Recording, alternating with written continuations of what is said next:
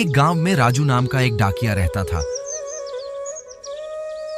जो गांव में घर घर जाकर डाक पहुंचाता था। अरे डाकू, कहां डाका डालने जा रहा है? हमें भी बता दे। अरे भाई साहब, सरकारी डाक ही डालने जाएंगे ना। बस बेचारा थक हार कर घर आ जाता।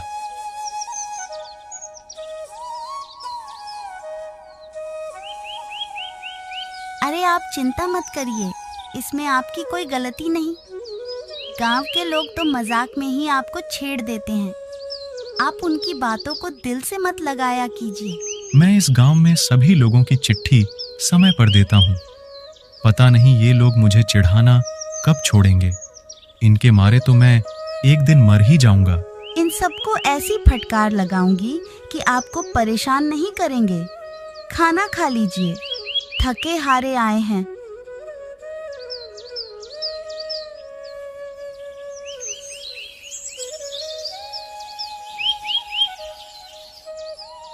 अगले दिन राजू सुबह सुबह ही घर से निकल जाता है।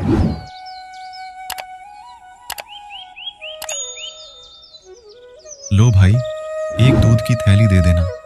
भाई आपकी ही दुकान है, जो चाहे वो ले लो, बस हमारी दुकान में डाका मत डालना। ऐसा कहकर दुकानदार जोर से हंसता है और यह देखकर बेचारा राजू चुपचाप वापस अपने घर की तरफ चल देता है।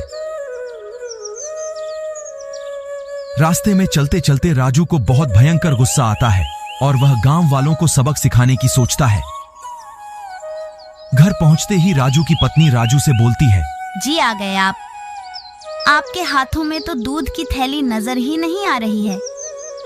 कहीं आप रास्ते में तो नहीं गिराकर आ गए? भगवान जाने आजकल आपका ध्यान कहाँ रहता है।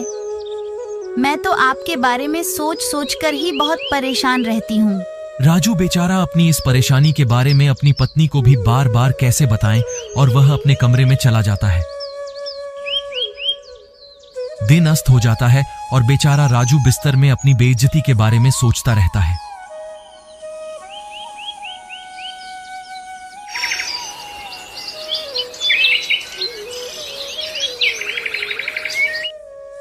अगले दिन राजू डाकघर निकल जाता है और वहां पर रखे लोगों के मनी ऑर्डर में से कुछ पैसे निकाल लेता है और बाकी के पैसे रखकर गांव वालों को दे देता है। और दिन पर दिन गुजरते गए और यह चोरी की आदत अब राजू की आदतों में शुमार हो गई। वह रोज लिफाफों में से थोड़े से पैसे निकालता और बाकी के गांव वालों को दे देता। एक दिन शहर से गांव का एक लड़का अपनी मां के पास आता है।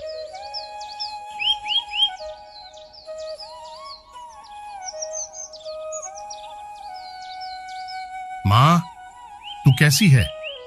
मेरे भेजे हुए पैसे तो तुझे समय पर मिल रहे हैं ना? अब क्या कहूँ बेटा, महंगाई इतनी बढ़ गई है और तुम्हारे दिए हुए 300 रुपए भी मुझे कम लगते हैं। उनसे घर चलाना बहुत ही मुश्किल है। मैंने कभी भी तुझे इस बारे में नहीं लिखा। मैं समझ सकती हूँ, तुम शहर में दिन रात मेहनत करके अपनी बूढ़ी माँ के लिए पैसे भेज रहा है। माँ, मैं तो तुम्हें 600 भिजवाता हूँ और बाकी के 300 जाने कहाँ जा रहे हैं। फिर थोड़ी ही देर बाद उसको समझ में आती है, माँ जरूर उस राजू डाकू का ही काम है। आज ही पंचायत में बुलाकर उसकी करतूतों का पर्दाफाश कर दूंगा। वह समझता क्या है, हमारी मेहनत की कमाई को हड़प लेगा। क्या यह बात सच है?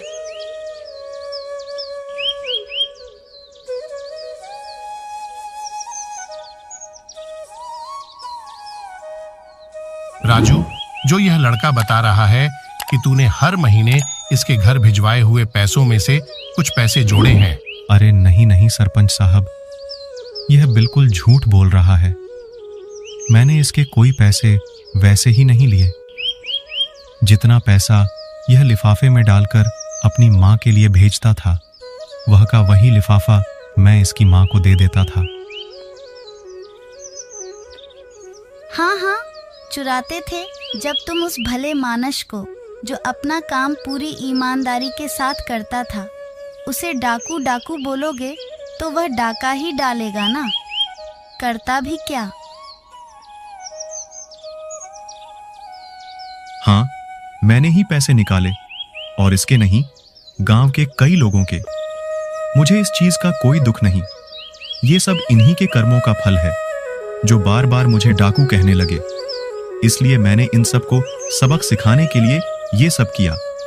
मैंने इस बारे में आपसे कितनी बार कहा कि गांव के लोग मुझे परेशान कर रहे हैं, पर आपने भी मेरी बात नहीं मानी। सरपंच जी, बस झूठे ही आश्वासन देते रहे आप। अरे राजू बेटा, हम गांव वालों को माफ कर दो। अब मुझे समझ आ गया है तुमने ऐसा क्यों किया। आज से कोई तुम्हें डाकू कहकर नहीं पुकारेगा। जो तुम्हें डाकू पुकारेगा, पंचायत उसी पर 1000 रुपए का जुर्माना लगा देगी, और वह जुर्माना भी तुम्हें ही दिया जाएगा। सरपंच का न्याय सुनकर राजू और उसकी पत्नी बहुत खुश हुए और खुशी खुशी वापस से अपना जीवन यापन करने लगे।